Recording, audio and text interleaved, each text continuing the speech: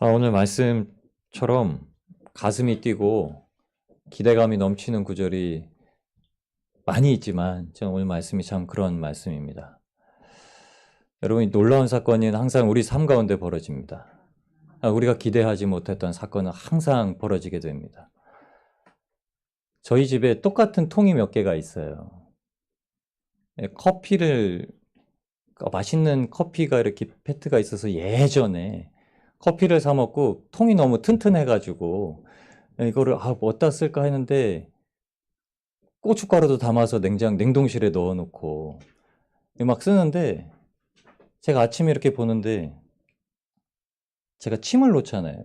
집에서 저도 침을 이렇게 제가 가끔 놓는데 침을 버리면 이제 버릴 데가 없으니까 그걸 담아놓는 통이 필요한데 그 고춧가루를 담아놓은 똑같은 통에 거기는 침통이에요.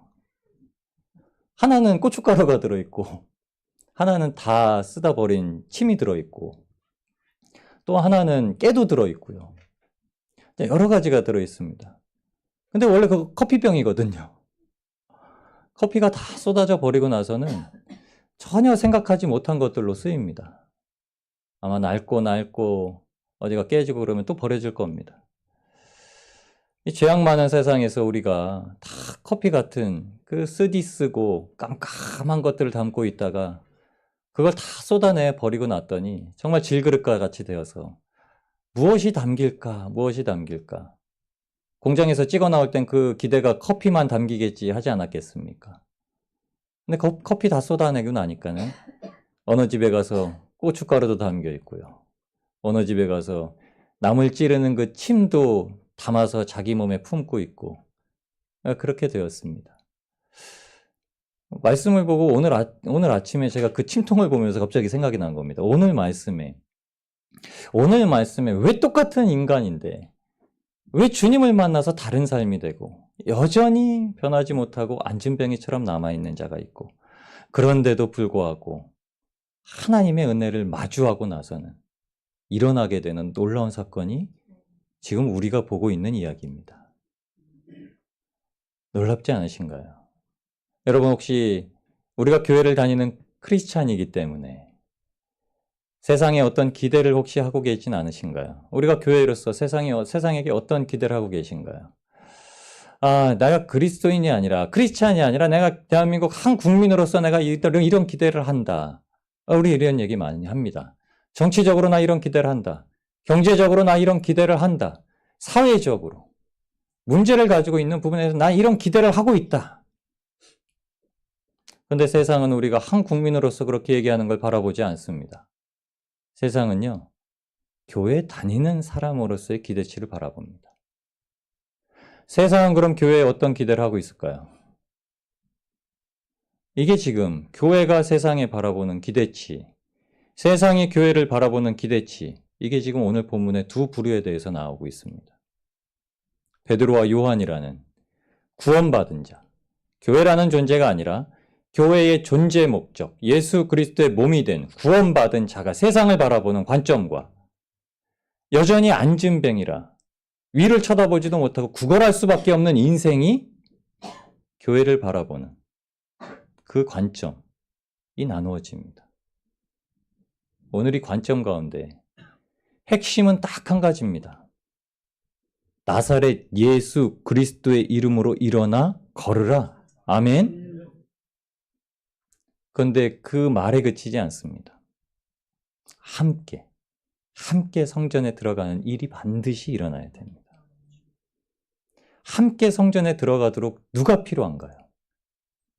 주님이 필요하시고 주님께서 부르셔서 감화되고 구원받아 기쁘고 모든 삶이 주님께로만 돌이킨 저와 여러분이 필요합니다. 그래야요, 세상의 안진뱅이는 일어나고요, 세상에 구걸하던 자들은 찬양하는 소리로 바뀌게 됩니다. 세상은 교회에 가지고 있는 기대치가 무너지게 되고요, 예수님께 대한 기대치를 갖게 됩니다. 교회에 다니는 우리는요, 세상에 대한 기대치가 무너지고요, 예수님에 대한 기대치가 높아지게 됩니다. 한 가지 관점으로 동일하게 바뀌어지는 겁니다. 세상은 더 이상 불평등하지 않다라는 걸 알게 되고요, 세상은 더 이상 악함으로만 가득 차 있는 소망 없는 시대로 머물다가 죽어 끝나게 될 것이라는 그 절망감에 빠져 살지도 않게 됩니다. 우리는요, 세상이 절망해도 절망하지 않습니다. 세상이 낙담되고 좌절되고 암흑에 갇힌 것 같고 어둠에 쌓여 있는 것 같아도요, 하나님은 반드시 그걸 뒤집고 새 하늘과 새 땅과 새 창조로서 우리에게 역사하시는 때를 보여주십니다. 약속하신 때가 남아 있습니다. 우리가 두렵고 힘들어서 그 환경에 집중할 그때에도요, 하나님은 그때가 끝이 아니다. 예수님은 항상 그것이 끝이 아니다라고 우리한테 말씀해 주십니다.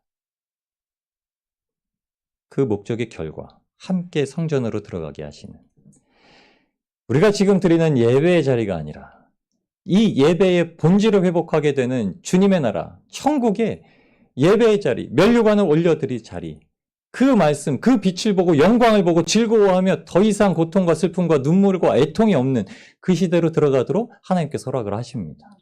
오늘 이 말씀 가운데 우리의 눈꺼풀이 벗겨지고 새로운 소망이 솟아나고 주님을 붙잡게 되는 영광이 살아나게 되고 강건함이 회복되는 복된 시간이 되길 주님의 이름으로 축원합니다.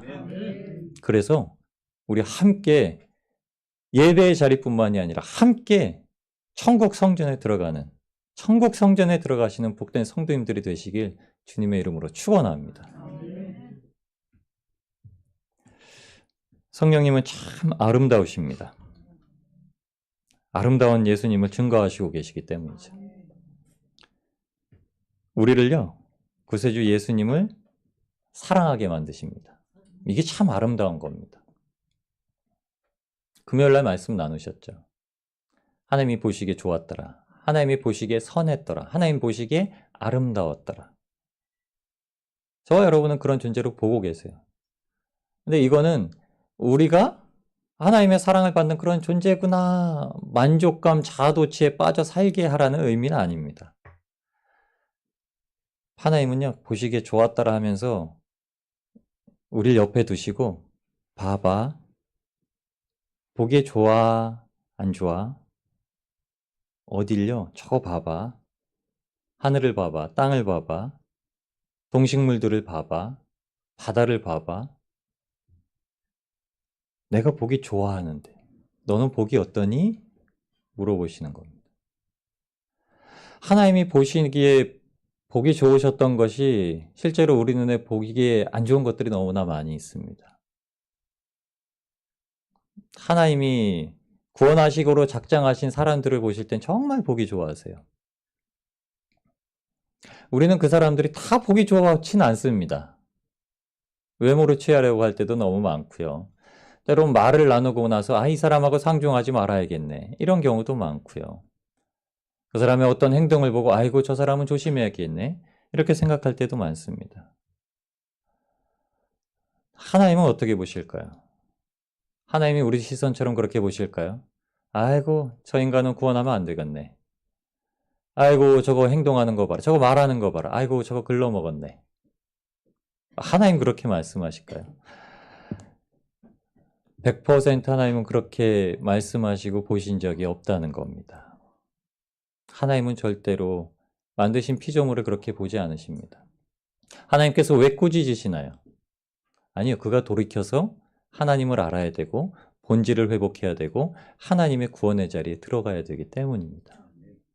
저와 여러분 하나님이 보신 것처럼 그런 존재임에도 불구하고 마치 우리가 다른 사람한테 그런 시선으로 바라보기도 하였고 우리가 다른 사람을 그런 시선으로 바라보기도 하였습니다.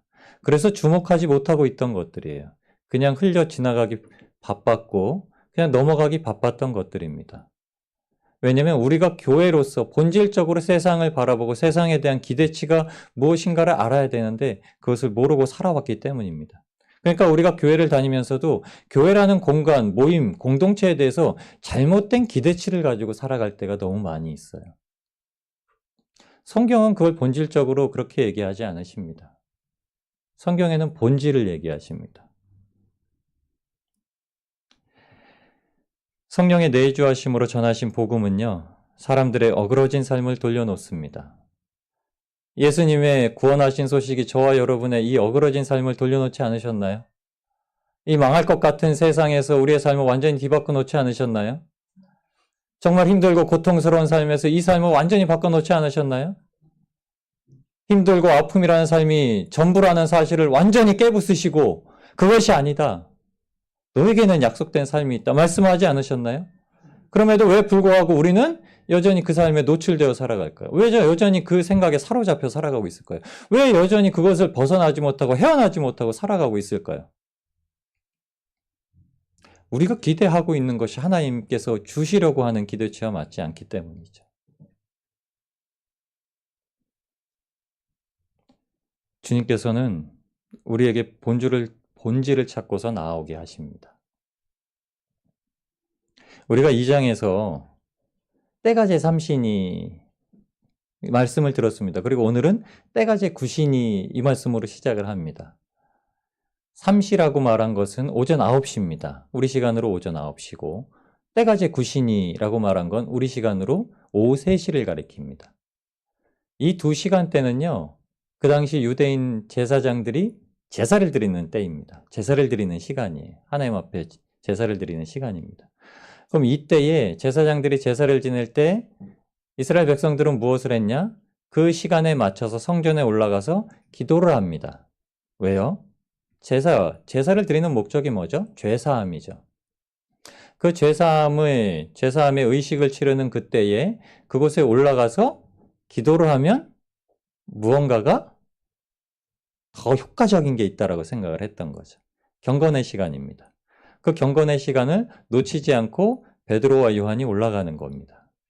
베드로와 요한이 성령을 받았고 2장까지 복음을 선포하고 3,000명이나 세례를 받는 사건이 벌어지고 신자의 수가 늘어나고 성전에 올라가며 떡을 떼며 교제하며 즐거워하는 일들이 넘치기 시작했는데도 불구하고 이제 베드로와 요한 사도들이 그 식구들, 그리스도인 식구들에만 관심을 갖는 게 아니라 그들은 성전에 약속하시고 명령하신 일들을 지키기 위해서 나아갑니다. 다를 바가 없어요. 성령님이 오셨는데 갑자기 사람이 변해져서 새로운 일, 어떤 일을 펼치는 게 아니라요. 하나님을 만나는 귀한 시간을 가장 본질을 회복하여서 올라가기 시작을 합니다. 베드로와 요한이 예전에 소망 없이 그냥 그때 다른 사람들처럼 제사장이 제사 드리고 있으니까 이 제사 드릴 때 가면은 콩고물이야. 내가 기도를 같이 하면은 콩고물이라도 떨어지겠지. 이런 심리가 아니라요. 상관이 없습니다. 그 시간은 정해놓으신 시간. 우리에게 기도를 하라고 정해놓으신 시간. 그 시간에 올라가고 있었어요. 그 시간에 올라갈 때에 다시 한번 하나님께서 아주 큰 사건을 만드십니다. 항상 기도 시간에 큰 사건이 일어나요.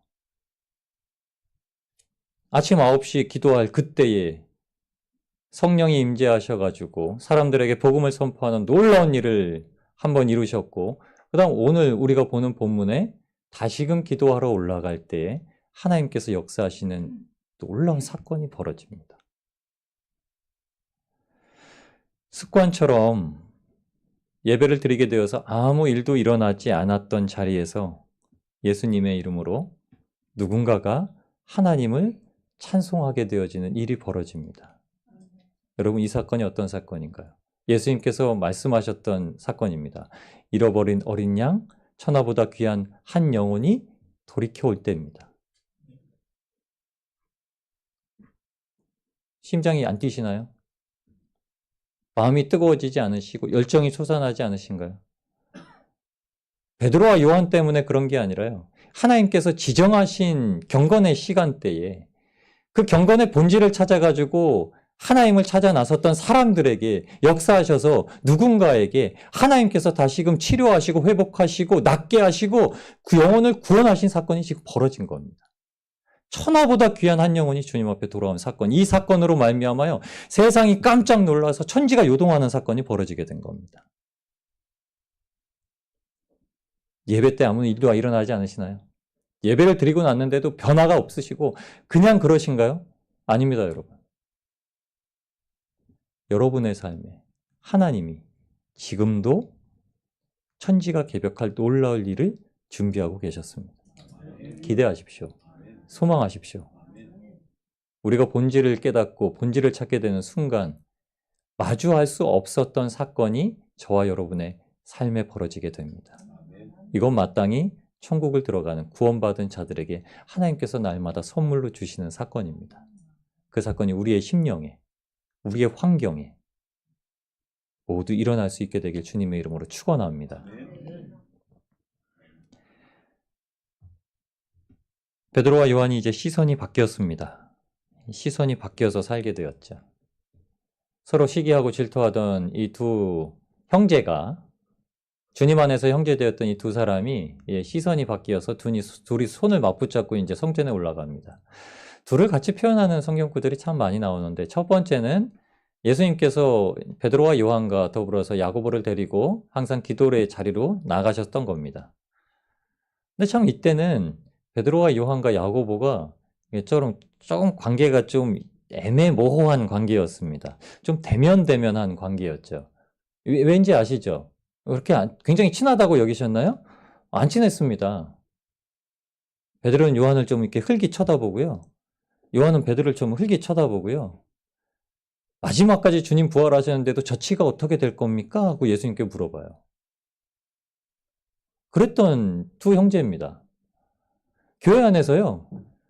저 치는 좀 왜 그러나 몰라. 저 치는 좀 왜 이러나 몰라. 이랬던 사람들이요.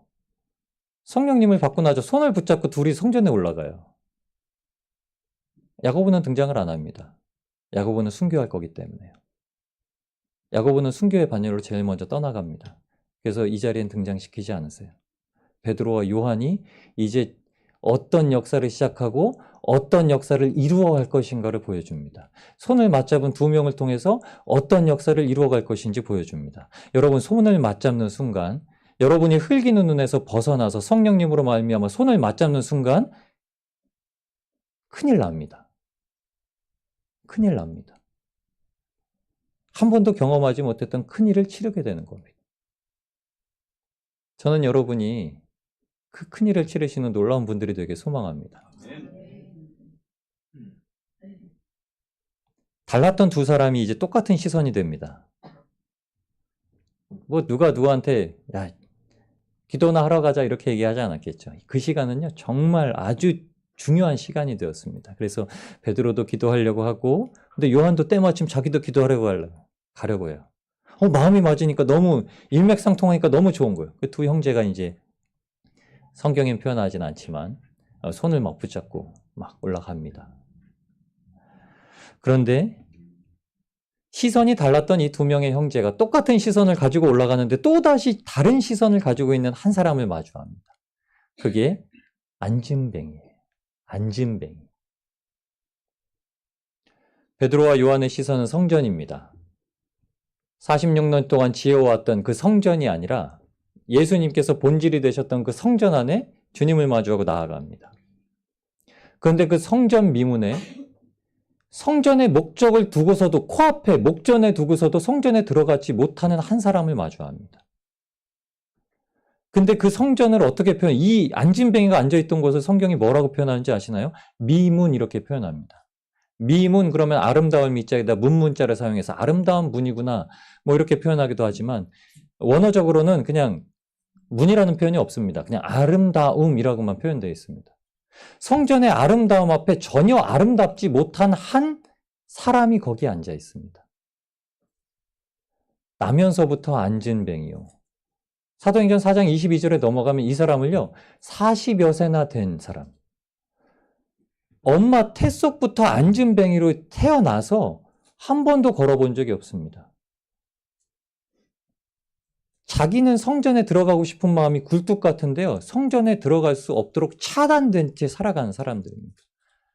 이 사람은요, 자기가 구걸하고 싶지 않아도요, 사람들이 너 벌어먹을 것 없으니까 여기서 구걸이나 해 하고 사람들에게 강제적으로 수동적으로 옮겨져서 거기에 늘 날마다 나와 있는 자예요.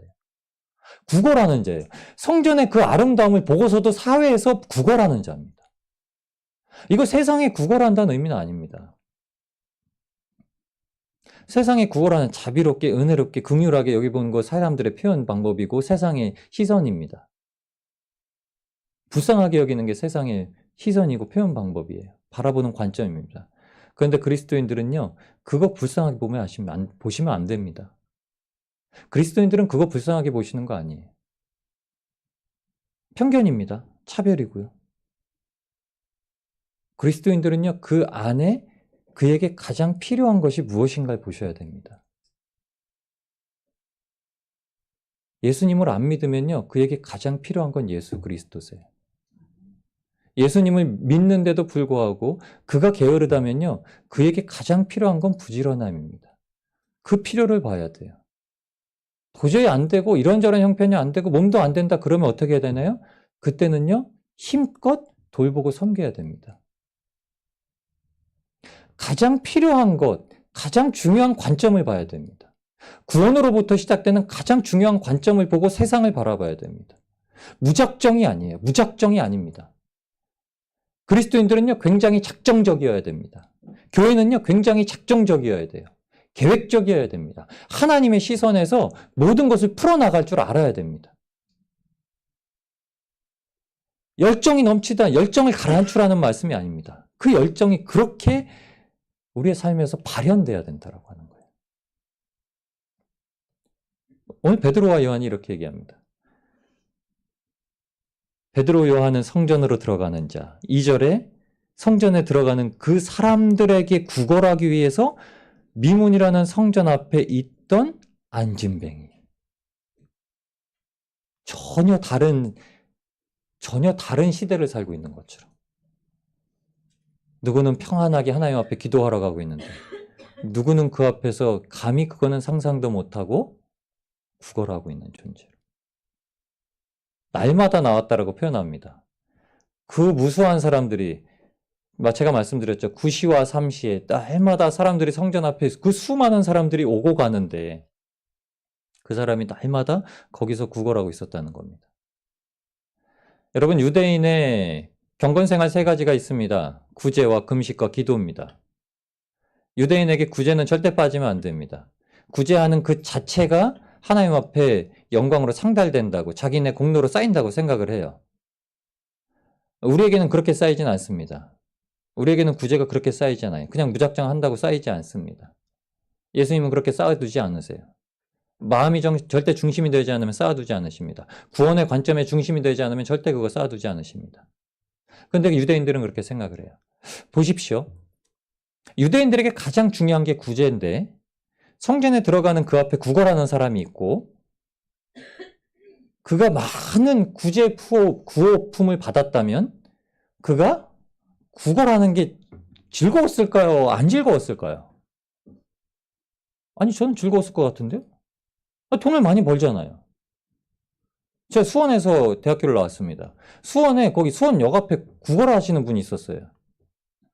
깜짝 놀란 거, 그 구걸하시는 분이 퇴근할 때 외제차를 타고 가셨어요.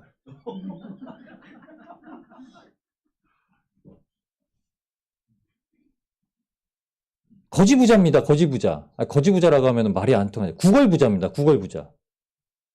그 사람은 다른 일을 하고 싶을까요? 안 하고 싶을까요? 안 하고 싶죠. 아무 일 안 하고 그 앞에 납작 엎드려져서 한 10시간 자고 일어나면, 그러니까 1시간 좀 자고 일어나서 지폐랑 동전 수거해 놓고 빈 모자를 다시 얹어 놓고 또 1시간 자고 일어나면은 또 이렇게 수거해 놓고, 그 사람에게 세상적으로 봤을 때 소망이 있었을까요? 절망이 있었을까요? 아니, 소망이 있죠. 아유, 구걸 10시간 열심히 하고 집에 가서 아유, 스테이크나 먹어야겠다, 이 생각하고 있지 않았겠습니까?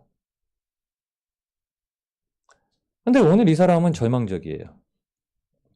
그 성전이라는 그 종교성이라고 가진 신앙을 그 바로 앞자리, 그것도 사람들이 가장 보기에 좋다라고 여겨지는 미문이라는 장소에서, 그러면 사람들이 여러 문이 있을 텐데 어느 문으로 들어가고 싶을까요?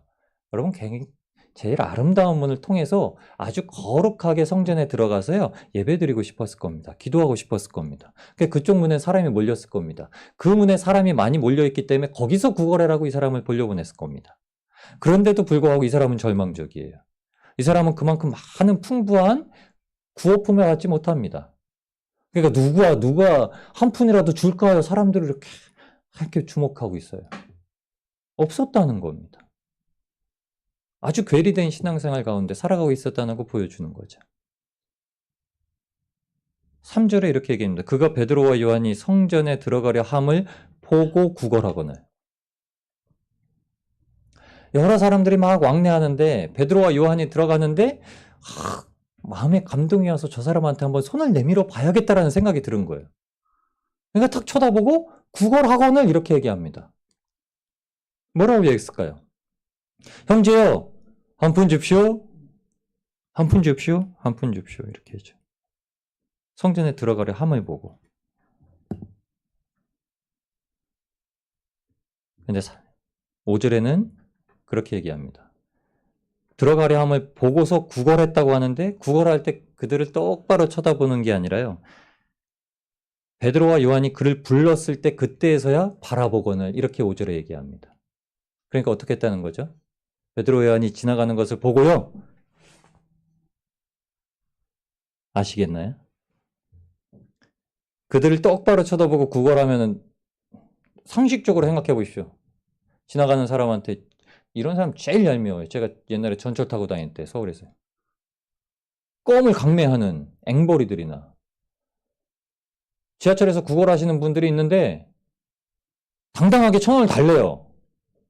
저는 이게 평택에 살 때 역전 앞에서 거기 술 취한 노숙자들 많습니다. 맨날 한 10,000원만 달래요. 아니 2,000원만 달래요. 절대 안 줍니다. 편의점에 술 먹으러 가는 거예요. 또 절대 안 줍니다. 차라리 제가 밥을 사준다고 데리고 가잖아요. 안 먹어 하고 그냥 가요. 안 줄 거면 말지 하고 이렇게 먼 육두문자를 날리고 그냥 가요. 밥 한 끼 먹게 돈 달라고 그래도요. 밥 사준다고 하면 절대 안 가고 욕 날리고 갑니다. 술 먹으려고 하는 거예요. 당당하지 않아요. 근데 이 사람들과 달리 이 사람은 당당하지 않습니다. 딱 들어가는 걸 보고 마음이 감동되어서 저 사람들에게 뭔가 나오겠다 하고 싹 하는 겁니다. 고개를 숙이고요. 근데 베드로와 요한이 얘기를 합니다. 우리를 보라. 베드로와 요한이 무언가 필요해서 구걸하는 그 사람을 보고 둘이 똑같이 더불어 주목하여 베드로의 마음에도 똑같은 마음이 들어왔고요. 요한의 마음에도 똑같은 마음이 들어왔습니다. 이 사람이 정말 무엇을 필요로 하는지 자기도 모르고 있다. 이 사람이 구걸이 필요한 게 아니라 정작 자기가 가장 소원하고 있는 것을 안 된다고 생각하고 구하지 못하고 있다. 라는 걸 두 사도가 성령의 감동으로 알게 된 겁니다. 우리를 보라. 형제여, 우리를 봐라. 이 친구야, 우리를 봐. 이렇게 얘기한 게 아닙니다. 그들이 그 앉아서 감히 위를 쳐다보지도 못하면서 구걸하는 그 형제에게 아마도 이렇게 아주 살갑고 따스하게 얘기했을 겁니다. 형제여, 우리를 봐요. 그렇게 땅을 쳐다보고 구걸할 필요 없습니다. 우리를 봐요. 나를 봐요. 우리가 당신보다 우월하거나 나은 사람이 아닙니다. 우리를 봐요. 여러분, 저와 여러분이 세상 사람들보다 우월한 사람들이 아닙니다. 세상 사람들이 우리보다 우월한 사람들이 아닙니다. 세상을 똑바로 마주할 수 있으십니까? 예수님 안에 있다면 세상을 똑바로 마주할 수 있습니다.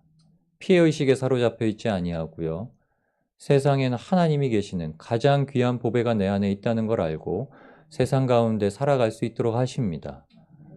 그래서 세상에 당당하게 우리를 보라 라고 말할 수 있습니다.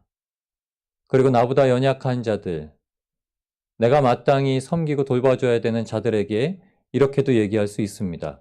우리를 보세요. 낙담하고 신경 쓰지 마세요. 우리를 보세요. 우리를 보라고 말씀한 것은 두 명을 말한 것이 아니라 그들 안에 있는 누군가를 보도록 불렀다는 겁니다. 그래서 이제 사도 베드로와 요한이 이렇게 얘기합니다. 내게 있는 것을 주겠습니다. 우리를 보세요. 내게 있는 것을 주겠습니다. 내가 다른 건 다 없어도 이것 하나 있습니다. 당신에게 가장 필요한 것, 그것 하나 있습니다. 베드로와 요한은 형제여, 우리를 보라. 내게 은과 금은 없으나 구원받으라라고 얘기하지 않습니다. 내게 은금은 없으나 당신에게 가장 필요한, 당신이 마땅히 구걸하는 게 아니라 하나님 앞에 간청해야 될 것, 그것을 주겠습니다. 그가 일어나고 그가 걷는 겁니다. 영적으로 일어나고 걸었다는 의미가 아닙니다. 성경은 역사적인 표현으로 그가 일어나고 그가 걸었습니다. 나면서부터 절대 사람의 힘으로선 치유받지 못할 그가 예수님의 이름으로 일어나고 걸었습니다. 그 목적은 분명합니다. 성전에 들어가고 하나님을 찬송하는 겁니다. 베드로와 요한을 붙들고 예수님의 이름, 복음을 전파하는 일입니다. 그 일을 위해서 그는 반드시 해결돼야 될 문제를 해결받았고 더 이상 구걸이란 것과 전혀 상관없는 사람이 됩니다. 여러분, 우리는 세상에서 어떤 것을 구걸하고 살고 있습니까? 우리는 아니라고 합니다. 그런데 세상에 관점을 두고 있다면 여전히 우리는 구걸하고 있는 자들입니다.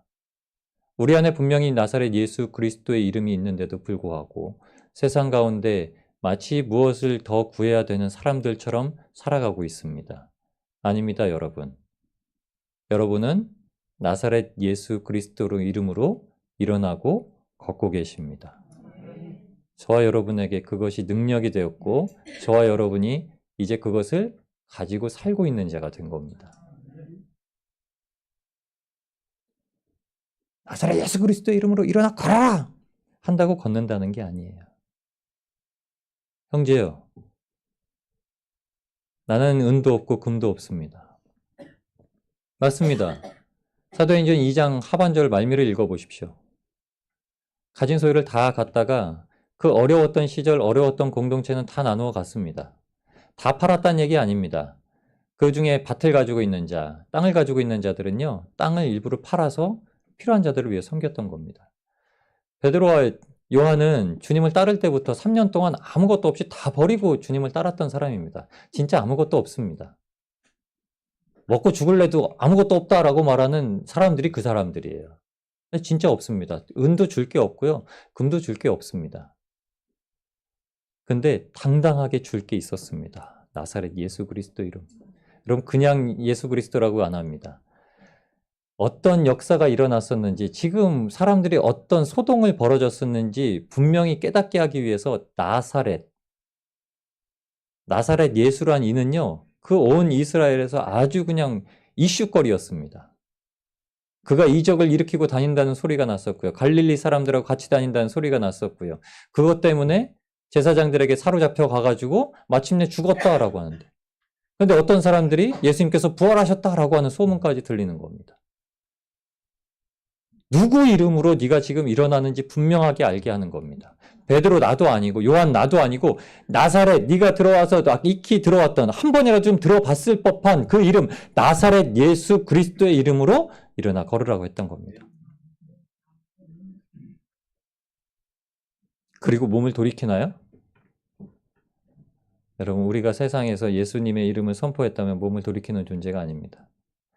선포해놓으면 반드시 그 선포의 결과를 위해서 할 마땅한 일이 반드시 존재하게 되어 있습니다. 베드로가 그의 오른손을 잡아 일으키니,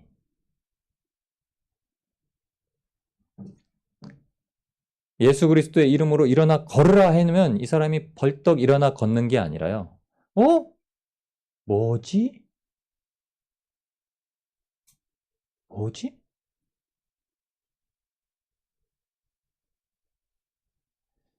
베드로는 예수님과 똑같은 행동을 합니다.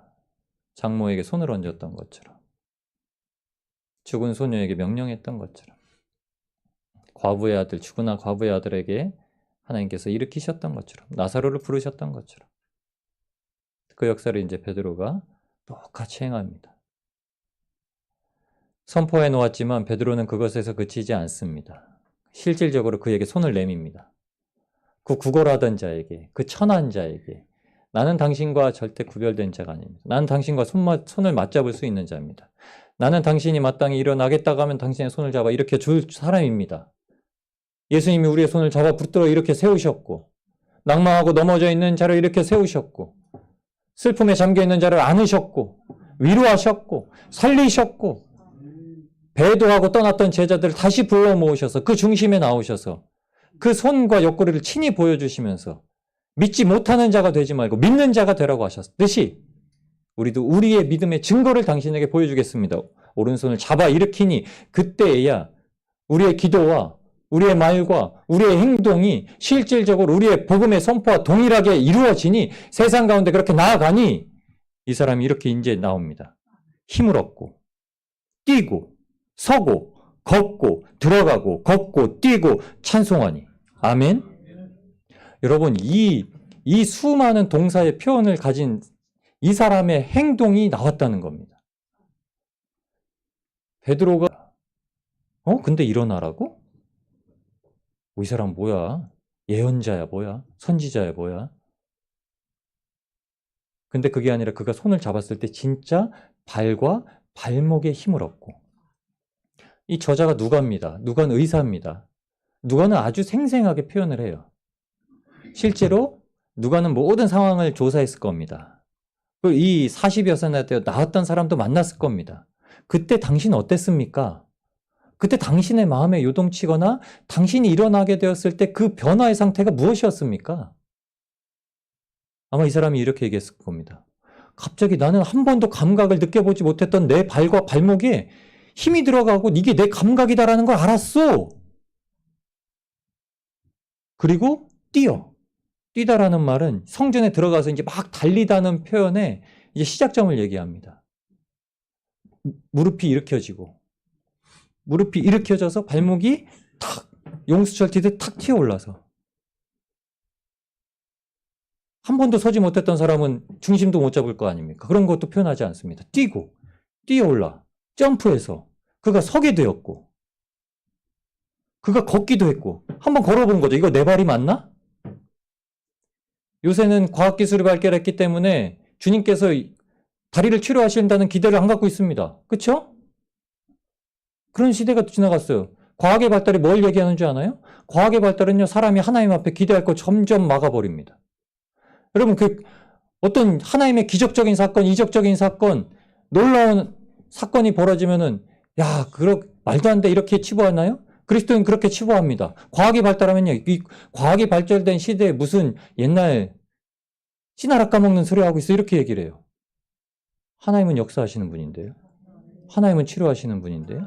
하나님은 만드시는 분인데요.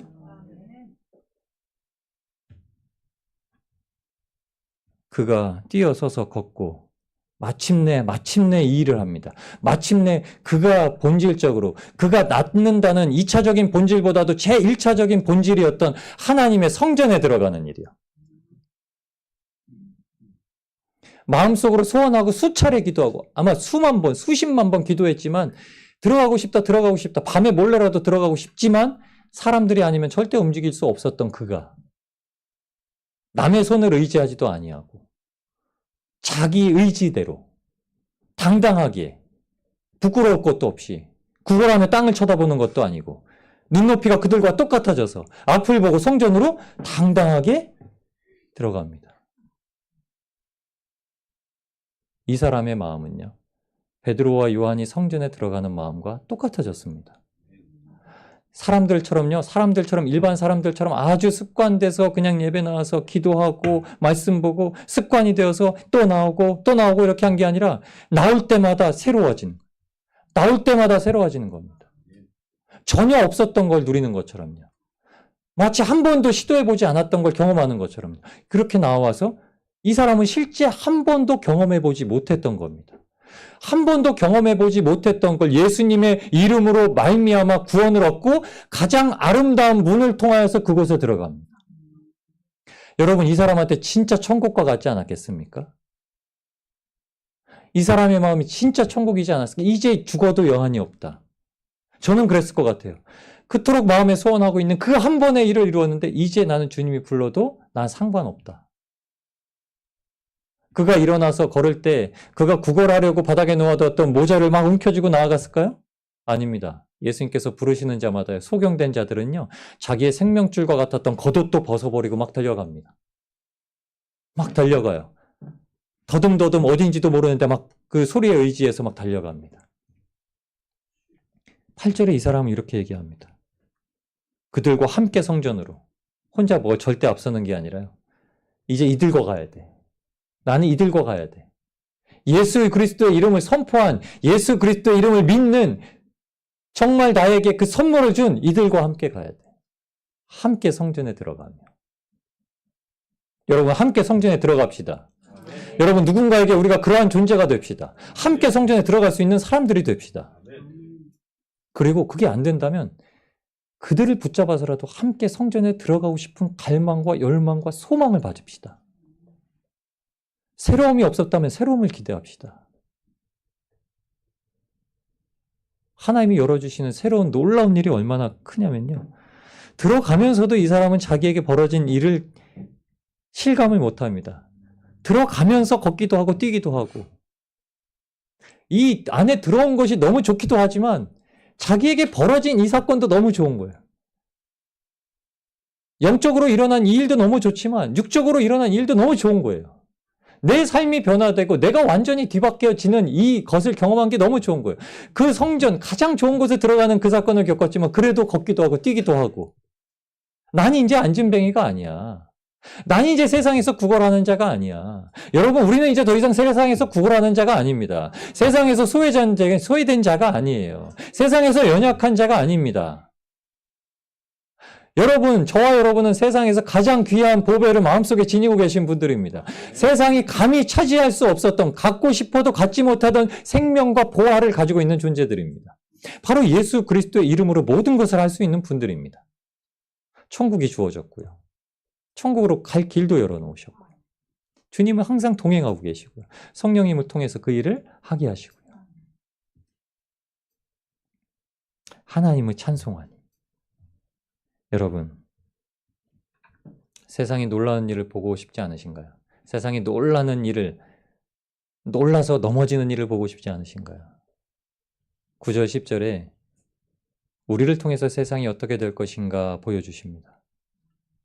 예수 그리스도의 이름이 선포되어서 하나님께서 저와 여러분에게 어떻게 역사하실지를 보여주십니다.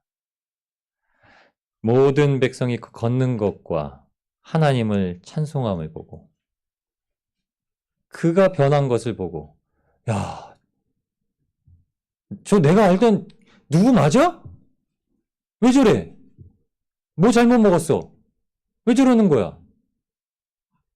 아, 갑자기 저 진짜 그 이상했던 누군가가 왜 저래? 왜 갑자기 사람이 변해서 죽을 때가 됐나? 암 걸렸나? 갑자기 왜 잘해줘? 나한테 죄 졌나? 여러분, 사람이 바뀌어서 사람이 예수님처럼 사람에게 나아가면요. 사람들은 흠칫합니다. 내가 뭐 잘못했나? 아니면 제가 나한테 뭐 잘못했나? 의심의 눈초리를 보고요. 여러분 지금 주변 사람들이 여러분을 그렇게 느끼시죠? 여러분한테 의지하시고 여러분한테 물어보시고 여러분을 보시고 깜짝 놀라시고 여러분을 보시면은 마음이 평안하고 온유해지시고 여러분을 보면 희망이 쏟아나시고 여러분을 보면은 사회의 모든 문제에 대해서 이제 소망이 없고 오직 하나님께 소망이 있다라는 걸 점점 깨닫게 되고 그러시죠. 네, 그게 구원받은 자입니다. 그게 복음을 들고 있는 자입니다. 그게 나사렛 예수 그리스도의 이름을 가지고 있는 자입니다. 깜짝 놀랍니다. 저는 성전 미문에 와서 구걸하던 자 아니냐? 저 사람 세상에서 세상 것 취하려고 그렇게 노력하던 사람 아니냐? 왜 저래? 뭘 그렇게 초월하고 살아? 아무 생각 없이 살던 사람인데? 뭐 저렇게 심도 있는 말을 해? 죽음에 대해서 뭘 그렇게 얘기해? 갑자기 뭐 예수님 믿으라고 저렇게 얘기하고? 뭘 저렇게 잘해줘? 그에게 일어난 일로 심히 놀라며 놀랍게 여기며 놀라니라. 놀랍게 여기며 놀라니라. 이 말 뜻은요. 무서워. 공포스럽다. 집에서 아무것도 안 하던 아내가 어느 날 집에 들어갔더니 집을 말끔히 치워놓고 밥상을 차려놓고 한복을 깨끗하게 입고 남편님 오셨습니까? 하면은 열의 10명은요. 열었던 문을 다시 닫고 밖으로 나갑니다. 무슨 사건이 벌어지는 날이에요. 아주 심각한 사고를 쳐서 집을 샀거나 뭐 차를 샀거나 하면 밖에 나가서 한 번 더 생각하고 돌아옵니다. 내가 뭘 잘못했지?